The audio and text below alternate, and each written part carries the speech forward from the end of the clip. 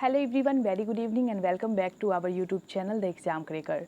आज की इस वीडियो में हम Bihar state special practice set 2 solve करेंगे, जिसमें हम शिक्षण कला एवं अन्य दक्षताओं से रिलेटेड टोटल 50 क्वेश्चन सॉल्व करेंगे।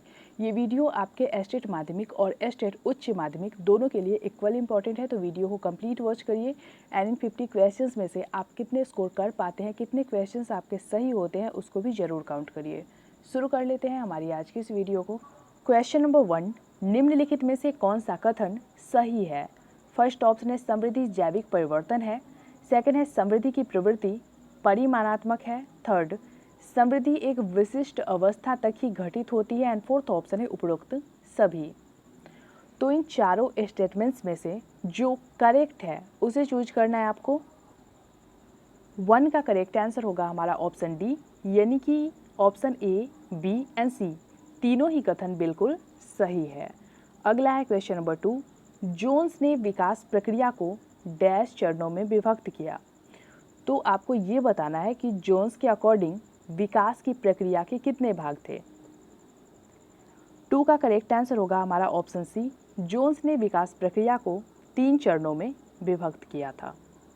अगला है क्वेश्चन नंबर 3, वह मनोवैज्ञानिक जिसने विकास प्रक्रिया को 5 वर्गों में विभक्त किया है। फर्स्ट ऑप्शन है Hanson, second Johnson, third Laski and fourth option है हरलॉक। करेक्ट आंसर होगा 3 का हमारा ऑप्शन डी, हरलॉक। हरलॉक ने विकास प्रक्रिया को 5 वर्गों में विभक्त किया है। अगला है क्वेश्चन नंबर 4, हरलॉक द्वारा विकास प्रक्रिया का किया गया वर्गीकरण कौन सा था। फर्स्ट ऑप्शन है गर्भावस्था, नवजात अवस्था, शैशव अवस्था, बाल्यावस्था एवं किशोर अवस्था। सेकंड है गर्भावस्था, शैशव अवस्था, बाल्यावस्था, किशोरावस्था एवं युवावस्था। थर्ड है गर्भावस्था, बाल्यावस्था, किशोरावस्था, युवावस्था एवं प्रौढ़ावस्था एंड फोर्थ ऑप्शन है गर्भावस्था, नवजात अवस्था, शैशव अवस्था, किशोरावस्था एवं प्रौढ़ावस्था। तो आपको यहाँ पे हरलॉक के अकॉर्डिंग बताना है कि उन्होंने विकास प्रक्रिया का वर्गीकरण किस प्रकार से किया था। 4 का करेक्ट आंसर होगा हमारा ऑप्शन 1, हरलॉक के अकॉर्डिंग विकास प्रक्रिया थी गर्भावस्था, नवजात अवस्था, शैशव अवस्था, बाल्यावस्था एवं किशोरावस्था। अगला क्वेश्चन देख लेते हैं। क्वेश्चन नंबर 4, विकास के मुख्यतः डैश पक्ष होते हैं। फर्स्ट ऑप्शन दिया गया है आपको 5, second 6, third 4 and fourth option है 7। 4 का करेक्ट आंसर होगा हमारा ऑप्शन 1, विकास के मुख्यतः 5 पक्ष होते हैं। क्वेश्चन नंबर 6, जब बालक अपने आसपास मौजूद व्यक्तियों के साथ संबंध स्थापित करने की क्षमता प्राप्त कर लेता है तो कहा जाता है कि उसका फर्स्ट ऑप्शन है सामाजिक विकास हो रहा है, सेकंड है संवेगात्मक विकास हो रहा है, थर्ड सामाजिक और संवेगात्मक विकास हो रहा है एंड फोर्थ ऑप्शन है भाषिक विकास हो रहा है। तो यहाँ पे आपको ये बताना है कि जब बच्चे अपने आसपास मौजूद व्यक्तियों के साथ संबंध स्थापित करने की क्षमता को विकसित कर लेते हैं तो इस प्रक्रिया को क्या कहा जाता है। 6 का करेक्ट आंसर होगा हमारा ऑप्शन सी, तब ये कहा जाता है कि बच्चे में सामाजिक और संवेगात्मक विकास हो रहा है। ऑप्शन सी हमारा राइट होगा। क्वेश्चन नंबर 7, वे जैविक अभिलक्षण जो गुणसूत्रों के माध्यम से माता पिता से बच्चों में हस्तांतरित होते हैं। फर्स्ट ऑप्शन है अनुवांशिकता के अंतर्गत आते हैं, सेकंड संज्ञान के अंतर्गत आते हैं, थर्ड समाकलित व्यक्तित्व के अंतर्गत आते हैं एंड फोर्थ ऑप्शन दिया गया है आपको कि अभिप्रेरणा के अंतर्गत आते हैं। तो वैसे जैविक अभिलक्षण, वैसे जेनेटिक अभिलक्षण जो गुणसूत्रों के माध्यम से माता पिता से बच्चों में हस्तांतरित होते हैं वो अनुवांशिकता के अंतर्गत आते हैं। ऑप्शन 1 हमारा सही होगा। अगला है क्वेश्चन नंबर 8, अनुवांशिकता विकास प्रक्रिया का एक डैश कारक है। फर्स्ट ऑप्शन है बाह्य, सेकंड आंतरिक, थर्ड अनावश्यक एंड फोर्थ ऑप्शन है गौण। तो जैसे कि आप सभी को पता होगा कि विकास प्रक्रिया में अनुवांशिकता और वातावरण का बहुत ही बड़ा योगदान होता है। तो अनुवांशिकता जो है वो किस प्रकार का कारक है ये बताना है यहाँ पे आपको। 8 का करेक्ट आंसर होगा हमारा ऑप्शन बी, अनुवांशिकता विकास प्रक्रिया का एक आंतरिक कारक है। अगला है क्वेश्चन नंबर 9, पोषण शारीरिक क्रियाकलाप विश्राम आदि पर्यावरण के कारक है। फर्स्ट ऑप्शन है भौतिक, सेकंड अभौतिक, थर्ड आर्थिक एंड फोर्थ ऑप्शन है अनार्थिक। 9 का करेक्ट आंसर होगा ऑप्शन 1, पोषण शारीरिक क्रियाकलाप, विश्राम आदि पर्यावरण के भौतिक कारक है। अगला क्वेश्चन देख लेते हैं, क्वेश्चन नंबर 10। बच्चों का संवेगात्मक विकास सकारात्मक हो इसके लिए आवश्यक है। फर्स्ट ऑप्शन है शिक्षकों का व्यवहार आदेशात्मक हो। सेकंड है शिक्षकों का व्यवहार सहयोगात्मक हो। थर्ड, शिक्षकों का व्यवहार आदेशात्मक और उत्साहवर्धक हो। एंड फोर्थ ऑप्शन है शिक्षकों का व्यवहार सहयोगात्मक और उत्साहवर्धक हो। तो बच्चों के संवेगात्मक विकास में टीचर के किस तरीके का व्यवहार सहायक हो सकता है, इन चारों ऑप्शंस को देखते हुए बताइए। करेक्ट आंसर होगा 10 का हमारा ऑप्शन डी। बच्चों का संवेगात्मक विकास सकारात्मक हो यानी कि पॉजिटिव हो, इसके लिए आवश्यक है कि शिक्षकों का व्यवहार सहयोगात्मक और उत्साहवर्धक हो। अगला है क्वेश्चन नंबर 11। यदि बच्चे को अन्य बच्चों के साथ मिलने जुलने या खेलने नहीं दिया जाएगा तो फर्स्ट ऑप्शन है वह पूरा ध्यान अपनी पढ़ाई पर लगाएगा। सेकंड है वह सदैव उदास रहेगा। थर्ड, उसका समाजीकरण सही ढंग से नहीं हो पाएगा। एंड फोर्थ ऑप्शन है उसका स्वास्थ्य ठीक नहीं रहेगा। तो बिल्कुल यदि बच्चे को अन्य बच्चों के साथ घुलने मिलने या फिर खेलने नहीं दिया जाएगा तो उनका प्रॉपर समाजीकरण नहीं हो पाएगा। ठीक है, तो ऑप्शन सी हमारा यहाँ पे सही होगा। अगला क्वेश्चन देख लेते हैं, क्वेश्चन नंबर 12। व्यवहारिक गणित का भाग है। फर्स्ट ऑप्शन है संख्याओं का हिसाब लगाना। सेकंड है जोड़ व बाकी करना। थर्ड, समीकरणों को हल करना। एंड फोर्थ ऑप्शन है बैंकों की कार्यप्रणाली की जांच करना। तो यहाँ पे यदि आप ऑप्शंस ध्यान से देखोगे तो यहाँ पे बात की गई है व्यवहारिक गणित की। ठीक है, तो यहाँ पे यदि बैंकों के कार्यों के बारे में विवरण दिया जाता तो वो अलग हो जाता, लेकिन यहाँ पे कार्यप्रणाली की जांच के बारे में की गई है, तो ये व्यवहारिक गणित का एक भाग है। ऑप्शन डी हमारा सही होगा। अगला है क्वेश्चन नंबर 13। समस्या समाधान एक ऐसी प्रक्रिया है जिसकी ओर सीखने संबंधी सभी क्रियाएं अग्रसर होती है तथा दी गई समस्या का समाधान करती है। उक्त परिभाषा दी है। फर्स्ट ऑप्शन है किन्स ने, सेकंड हर्बर्ट ने, थर्ड योकम और सिम्पसन ने, एंड फोर्थ ऑप्शन है क्रो एवं क्रो ने। 13 का करेक्ट आंसर होगा हमारा ऑप्शन सी, योकम और सिम्पसन ने। नेक्स्ट है क्वेश्चन नंबर 14। विद्यार्थी गणित की संकल्पनाओं और सिद्धांतों के अर्थ को समझते हैं, यह अधिगम के किस उद्देश्य की प्राप्ति है। फर्स्ट ऑप्शन है कौशल, सेकंड पूर्व ज्ञान, थर्ड अनुप्रयोग, एंड फोर्थ ऑप्शन है अवबोधन। 14 का करेक्ट आंसर होगा हमारा ऑप्शन डी, अवबोधन। नेक्स्ट है क्वेश्चन नंबर 15। तर्क प्रधान विधि है। फर्स्ट ऑप्शन है खोज विधि, सेकंड आगमन विधि, थर्ड व्याख्यान विधि, एंड फोर्थ ऑप्शन है विश्लेषण विधि। 15 का करेक्ट आंसर होगा हमारा ऑप्शन डी, विश्लेषण विधि तर्क प्रधान विधि है। अगला है क्वेश्चन नंबर 16। रेखा गणित का संबंध किससे है। फर्स्ट ऑप्शन है संख्याओं से, सेकंड अंकों से, थर्ड प्रतीक चिन्हों से, एंड फोर्थ ऑप्शन है प्रसार व विस्तार से। 16 का करेक्ट आंसर होगा हमारा ऑप्शन डी, प्रसार व विस्तार से। अगला क्वेश्चन देख लेते हैं, क्वेश्चन नंबर 17। गणित शिक्षण की मुख्य विधि है। फर्स्ट ऑप्शन है व्याख्यान विधि, सेकंड प्रदर्शन विधि, थर्ड आगमन निगमन विधि, एंड फोर्थ ऑप्शन है ये सभी। 17 का करेक्ट आंसर होगा हमारा ऑप्शन डी, गणित शिक्षण की मुख्य विधियों में व्याख्यान विधि, प्रदर्शन विधि, आगमन विधि और निगमन विधि ये सभी आते हैं। अगला है क्वेश्चन नंबर 18। गणित शिक्षण में अभ्यास कार्य का निम्न में से क्या महत्व नहीं है। फर्स्ट ऑप्शन है निपुणता एवं कुशलता प्राप्त करने के लिए, सेकंड है गणित संबंधी कुशलताओं का विकास होना, थर्ड एकाग्रता एवं आत्मविश्वास के विकास हेतु, एंड फोर्थ ऑप्शन है व्यावसायिक कुशलता प्राप्त करने हेतु।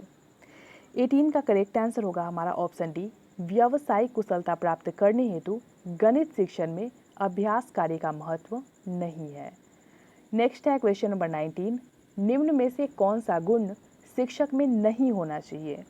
फर्स्ट है गणित की विषय वस्तु का उपयुक्त ज्ञान, सेकंड है अभ्यास कार्य को अधिक महत्व देना, थर्ड पक्षपात रहित व्यवहार, एंड फोर्थ ऑप्शन है वार्षिक योजना तैयार नहीं करना। तो इन चारों ही ऑप्शंस में से जो गुण एक शिक्षक में नहीं होना चाहिए, जो एक टीचर के गुण को प्रदर्शित नहीं करता है, वो है ऑप्शन डी, वार्षिक योजना तैयार नहीं करना। अगला है क्वेश्चन नंबर 20। गणित शिक्षण में अभ्यास कार्य देते समय ध्यान रखना चाहिए। फर्स्ट ऑप्शन है अभ्यास कार्य का उद्देश्य स्पष्ट होना चाहिए, सेकंड है अभ्यास कार्य की गति उपयुक्त होनी चाहिए। थर्ड, पुनरावृत्ति उचित कालांतर से होनी चाहिए। एंड फोर्थ ऑप्शन है उपरोक्त सभी। 20 का करेक्ट आंसर होगा हमारा ऑप्शन डी, गणित शिक्षण में अभ्यास कार्य देते समय इन सभी बातों का यानी कि ऑप्शन ए, बी एंड सी इन तीनों का ही ध्यान रखना चाहिए। क्वेश्चन नंबर 21, वह विधि जो देखो सुनो और समझो सिद्धांत पर आधारित है। फर्स्ट ऑप्शन है प्रदर्शन विधि, सेकंड प्रयोगशाला विधि, थर्ड विश्लेषणात्मक विधि एंड फोर्थ ऑप्शन है संश्लेषणात्मक विधि। तो जो विधि देखो सुनो और समझो सिद्धांत पर आधारित है वो है आपका ऑप्शन 1 प्रदर्शन विधि। अगला है क्वेश्चन नंबर 22, गणित शिक्षण का वास्तविक उद्देश्य ज्ञान प्राप्त करना नहीं है वरन शक्ति प्रदान करना है। यह कथन है। फर्स्ट ऑप्शन है ड्यूट का, सेकंड बेकन का, थर्ड डटन का एंड फोर्थ ऑप्शन है प्लूटो का। तो ऐसा किन्होंने कहा हुआ है कि गणित शिक्षण का वास्तविक उद्देश्य ज्ञान प्राप्त करना नहीं है बल्कि शक्ति प्रदान करना है। 22 का करेक्ट आंसर होगा हमारा ऑप्शन सी डटन का। अगला है क्वेश्चन नंबर 23, शिक्षण प्रक्रिया का आखिरी चरण है। फर्स्ट ऑप्शन है मूल्यांकन, सेकंड अधिगम, थर्ड उद्देश्य एंड फोर्थ ऑप्शन है अनुदेशवाद। तो शिक्षण प्रक्रिया का जो आखिरी चरण है वो होता है मूल्यांकन। ऑप्शन 1 हमारा सही होगा। अगला है क्वेश्चन नंबर 24, गणित शिक्षण में शिक्षक को निम्नलिखित बात पर ध्यान नहीं देना चाहिए। फर्स्ट ऑप्शन है व्यवहारिक जीवन से विषय का संबंध हो, सेकंड है मानसिक शक्तियों का विकास हो, थर्ड जातीय प्रतिष्ठा का उपाय हो एंड फोर्थ ऑप्शन है आनंद की प्राप्ति ना हो। तो जिस पे एक टीचर को, गणित के टीचर को ध्यान नहीं देना चाहिए वो है आपका ऑप्शन डी, आनंद की प्राप्ति ना हो। अगला है क्वेश्चन नंबर 25, अंक गणित शिक्षण का महत्व है। फर्स्ट ऑप्शन है घरेलू कार्य हेतु, सेकंड मजदूरी व व्यवसाय हेतु, थर्ड व्यवहारिक उपयोग हेतु एंड फोर्थ ऑप्शन है ये सभी। तो इन सभी के लिए यानी कि ऑप्शन ए, बी एंड सी तीनों के लिए ही अंक गणित शिक्षण महत्वपूर्ण है। ऑप्शन डी हमारा सही होगा। नेक्स्ट है क्वेश्चन नंबर 26 एंड 27 को सॉल्व करने के लिए एक अनुक्रम दिया गया है जिनमें से एक पद लुप्त है। दिए गए विकल्पों में से वह सही विकल्प चुनिए जो अनुक्रम को पूरा करे। क्वेश्चन नंबर 26 में दिया गया है RP, DM, SQ, CL, TR और फिर वाट का चिन्ह लगा है। ऑप्शन है आपके AJ, फिर US, फिर DM एंड फोर्थ ऑप्शन दिया गया है BK। इस अनुक्रम को पूरा करने के लिए हमें इन अल्फ़ाबेट्स को अल्टरनेटिव ऑर्डर में अरेंज करना पड़ेगा।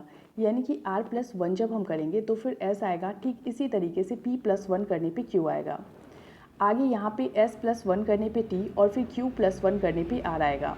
यहाँ पे हम माइनस करके अरेंज करेंगे तो D-1 करने पे C और M-1 करने पे L आएगा।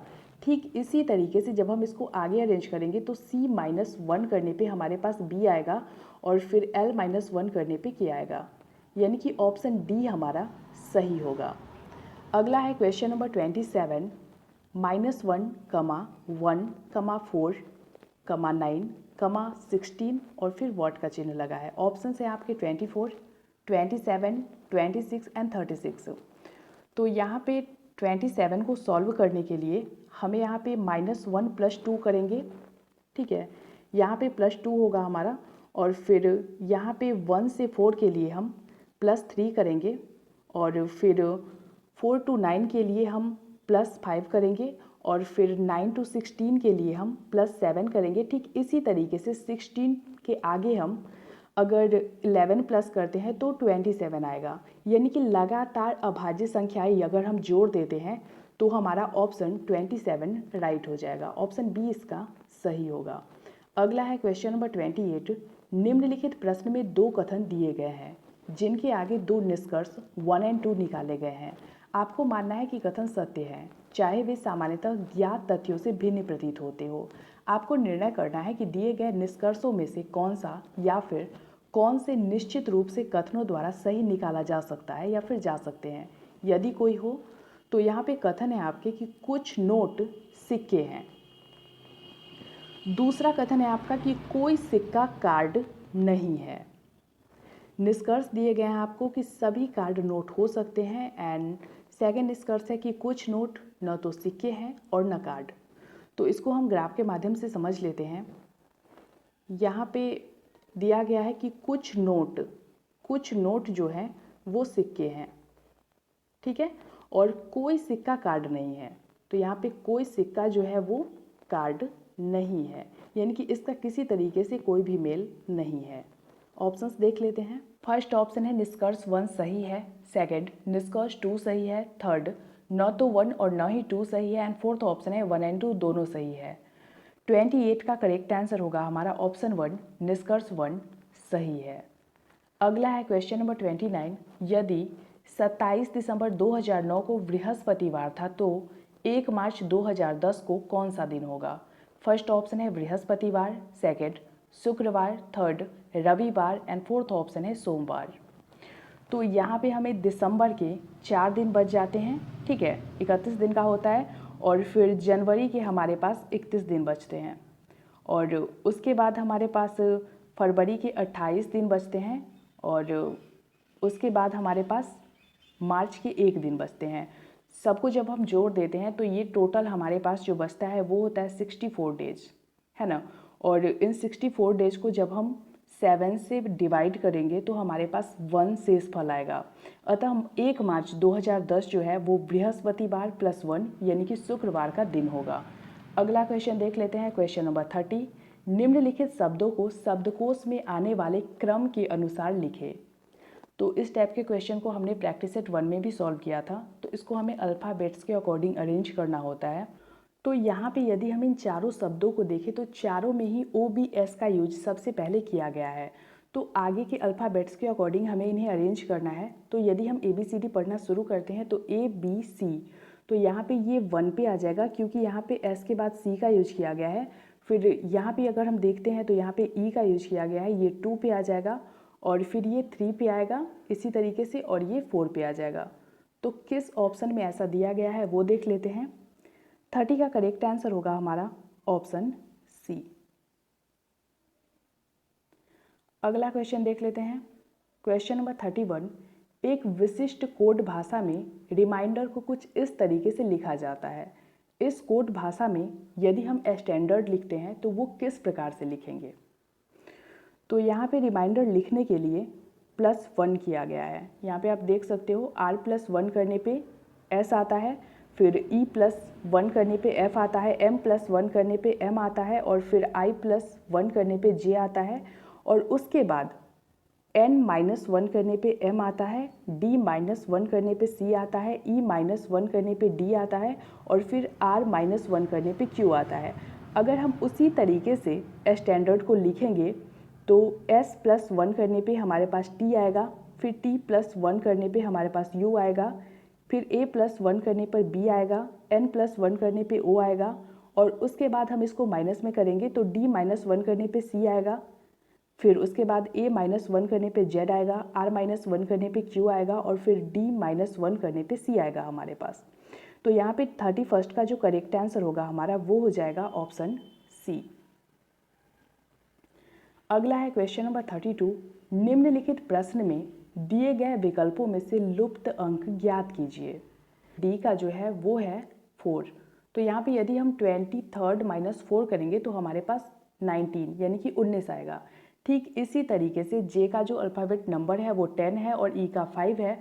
तो यदि हम 10 - 5 करेंगे तो हमारे पास 5 आएगा। इसी तरीके से जब हम इसको सॉल्व करेंगे तो हमारे पास जेड का जो अल्फ़ाबेट्स मार्क है वो है 26, और फिर पी का जो है वो है 16। तो 26 - 16 करने पे हमारे पास 10 आएगा, जो कि इसका करेक्ट आंसर होगा। तो यहाँ पे 32 का जो करेक्ट आंसर होगा हमारा वो हो जाएगा ऑप्शन सी। अगला क्वेश्चन देख लेते हैं, क्वेश्चन नंबर 33। यदि ए का अर्थ जोड़ है, बी का अर्थ भाग है, सी का अर्थ गुना है और डी का अर्थ घटाना है तो 116B 29C 6A 24D 45 is equal to first option है 4, second 3, third 5 and fourth option है 6। तो जब हम इसको ए का अर्थ जोड़, बी का अर्थ भाग, सी का अर्थ गुना और डी का अर्थ घटाना के हिसाब से इसको सॉल्व करेंगे तो 33 का जो करेक्ट आंसर होगा हमारा वो हो जाएगा ऑप्शन बी यानी कि 3। अगला है क्वेश्चन नंबर अक्षरों का कौन सा समूह खाली स्थानों पर क्रमवार रखने से दी गई अक्षर श्रृंखला को पूरा करेगा। तो यहाँ पे हमें इन अल्फ़ाबेट्स को कुछ इस तरीके से अरेंज करना है, इस तरीके से व्यवस्थित करना है कि ये क्रमवार ढंग से एक श्रृंखला को पूरी कर पाए। 34 का करेक्ट आंसर होगा हमारा ऑप्शन सी, TPP, फिर TPP। अगला है क्वेश्चन नंबर 35। एक व्यक्ति पूर्व की ओर मुंह किए हुए है, वह 270 डिग्री पर घड़ी की सुई के चलने की दिशा में मुड़ जाता है और फिर दाएं मुड़ जाता है। अंत में वह 90 डिग्री पर घड़ी की सुई के चलने की विपरीत दिशा में मुड़ जाता है। अब वह किस दिशा की ओर मुंह करके खड़ा है। तो फ्रंट नॉर्थ लेके इसको अगर हम सॉल्व करेंगे तो 35 का जो करेक्ट आंसर होगा हमारा वो हो जाएगा ऑप्शन सी, उत्तर। अगला है क्वेश्चन नंबर 36। नीचे दिए गए प्रश्न में 4 संख्या युग्म दिए गए हैं। माइनस के बाईं ओर दी गई संख्या माइनस के दाईं ओर दी गई संख्या से तर्क यानी कि नियम से संबंधित है। 3 उसी एक तर्क या फिर नियम के आधार पर समान है। दिए गए विकल्पों में से भिन्न को चुनिए। तो नीचे 4 ऑप्शंस दिए गए हैं आपको, जिनमें से 3 किसी न किसी तरीके से समान है, जबकि एक इन तीनों से अलग है, जिसे चूज करना है आपको। फर्स्ट ऑप्शन है 11, 144, सेकेंड ऑप्शन है 13, 196, थर्ड है 15, 246 एंड फोर्थ ऑप्शन है 17, 324। 36 का करेक्ट आंसर होगा हमारा option c, 15, 246। Option 1, 2 and fourth को अगर आप देखो तो पहली संख्या +1 का स्क्वायर दिया गया है दूसरी संख्या में, जैसे कि 11 + 1 और फिर 12 का स्क्वायर 144 लिखा गया है। बी में भी ठीक इसी तरीके से 13 + 1 यानी कि 14 का स्क्वायर 196 लिखा गया है। ऑप्शन डी में भी 17 + 1 फिर 18 का स्क्वायर 324 लिखा गया है। लेकिन यहाँ पे ऑप्शन सी में अगर हम देखें तो 15 + 1 अगर 16 का स्क्वायर लिखा जाता तो 256 होता, न कि 246। इसलिए ऑप्शन सी हमारा सही होगा। अगला है क्वेश्चन नंबर 37। निम्नलिखित प्रश्न में दिए गए विकल्पों में से विषम अक्षर या फिर अक्षरों को चुनिए। फर्स्ट ऑप्शन है HS, second KP, third GR and fourth option है BY। तो जो इन तीनों से अलग है वो है ऑप्शन सी, GR। बाकी ऑप्शन 1, 2 एंड फोर्थ में अपोजिट वर्ड लिखे गए हैं।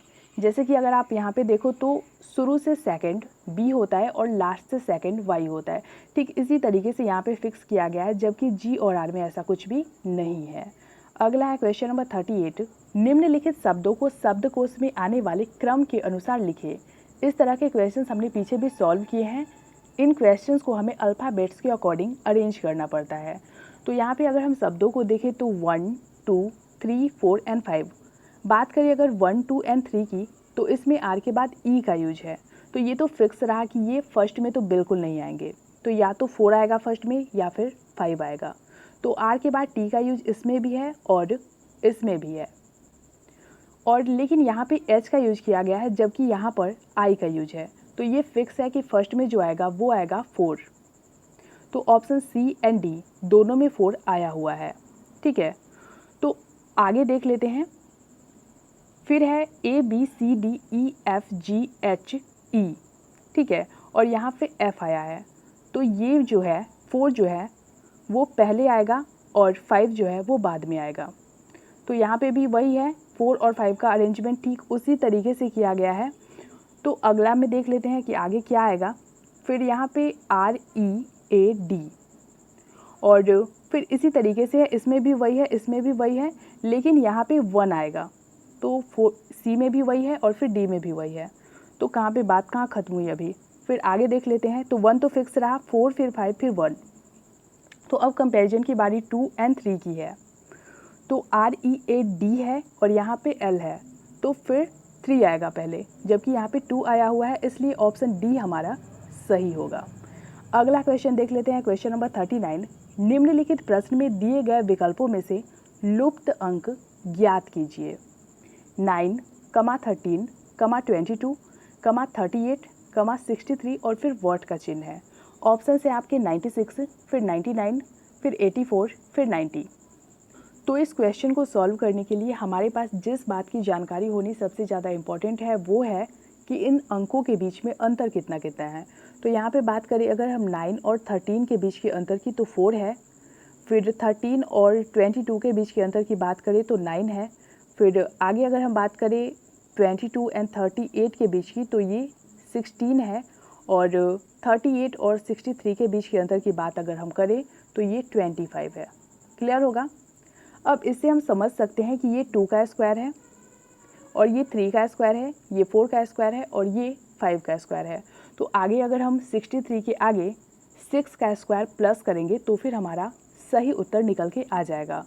39 का जो करेक्ट आंसर होगा हमारा वो हो जाएगा ऑप्शन बी, यानी कि 99 हमारा सही उत्तर होगा। अगला क्वेश्चन देख लेते हैं, क्वेश्चन नंबर 40। नीचे दिए गए प्रश्न आकृतियों में दिखाए अनुसार कागज को मोड़कर छेदने तथा खोलने के बाद वह किस उत्तर आकृति जैसा दिखाई देगा। तो यहाँ पे आपको प्रश्न आकृति दिखाई गई है, कुछ इस तरीके से आपको मोड़ना है इसको। ठीक है, पहले इसको इधर फोल्ड करेंगे, फिर कुछ इस तरीके से इसको फोल्ड करेंगे और उत्तर आकृतियाँ देख लेते हैं। तो जब हम इस तरीके से मोड़कर इसको काटेंगे तो किस तरीके का कटआउट निकल के आएगा ये बताना है आपको इन चारों ऑप्शंस को देखते हुए। 40 का करेक्ट आंसर होगा हमारा ऑप्शन बी, इस तरीके का कटआउट निकल के आएगा। अगला है क्वेश्चन नंबर 41। विदेशी संदर्भ मुद्रा के मूल्य के घटाव को डैश कहा जाता है।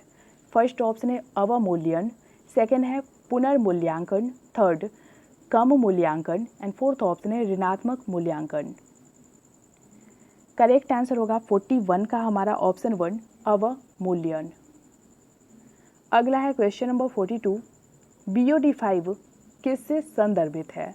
फर्स्ट ऑप्शन है 5 दिनों में जैव रसायन ऑक्सीजन की मांग, सेकेंड है 5 घंटों में जैव रसायन ऑक्सीजन की मांग, थर्ड है 5 मिनटों में जैव रसायन ऑक्सीजन की मांग एंड फोर्थ ऑप्शन दिया गया है आपको 5 महीनों में जैव रसायन ऑक्सीजन की मांग।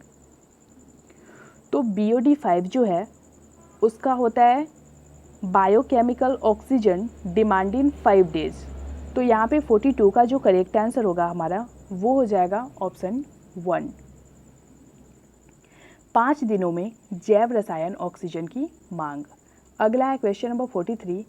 कान्हा राष्ट्रीय उद्यान दलदली हिरण की दुर्लभ और लगभग विलुप्त प्रजातियों को बचाने वाला है, जिसे इसके रूप में भी जाना जाता है। फर्स्ट ऑप्शन है बारहसिंघा, सेकंड है काला हिरण, थर्ड चिंकारा एंड फोर्थ ऑप्शन है नीलगाय। 43 का करेक्ट आंसर होगा हमारा ऑप्शन 1 बारहसिंघा। Question number 44। हर समय की सबसे ज़्यादा कमाई करने वाली फिल्म कौन सी है। फर्स्ट ऑप्शन है अवतार, second star Wars, third Jurassic park and fourth option है डेडपूल। 44 का करेक्ट आंसर होगा हमारा ऑप्शन 1 अवतार। Question number 45। भारत के किस राज्य में सर्वाधिक वन है। फर्स्ट ऑप्शन है Uttarakhand, second Madhya Pradesh, third Kerala and fourth option है उत्तर प्रदेश। तो भारत के जिस राज्य में सर्वाधिक वन है वो है आपका ऑप्शन बी मध्य प्रदेश। अगला है क्वेश्चन नंबर 46। एक वस्तु का अंकित मूल्य इसकी लागत मूल्य से 2 गुना है। 10% लाभ प्राप्त करने के लिए छूट प्रतिशत क्या है। फर्स्ट ऑप्शन है 45, second 55, third 50 and fourth option है 60। 46 का करेक्ट आंसर होगा हमारा ऑप्शन 1 45। इन 50 क्वेश्चंस की सीरीज में आगे 4 क्वेश्चंस और बचे हैं जो मैथमेटिक्स के हैं, तो उनको मैं स्किप कर देती हूँ क्योंकि विदाउट एक्सप्लेनेशन आप नहीं समझ पाओगे उसको। ठीक है, सिर्फ टिक करने से कुछ नहीं होगा।